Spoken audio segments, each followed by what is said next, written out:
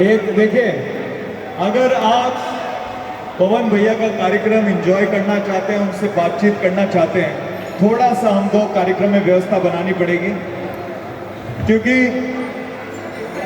पवन सिंह जी सिर्फ और सिर्फ आपको देखने के लिए, आपसे मिलने के लिए यहाँ पर आए हैं, और साथ में हैं आपके फेवरेट अनुपमा यादव जी।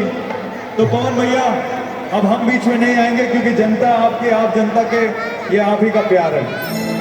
आपको हम सब भाइयों के बीच में रहना ही रहना है।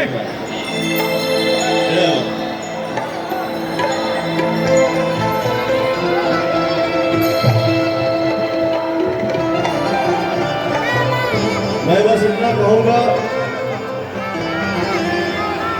Thank you so much Abdul भैया, जो इस खुशी के माहौल में आपने मुझे आमंत्रित किया, और आप सब के बीच में आके मुझे बहुत ही अच्छा लग रहा है।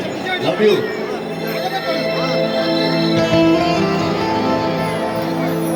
और thank you Annapurna sales, Jio, love you.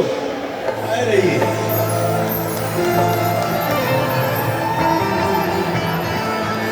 आप सबके बीच में अगर पवनवा आई बा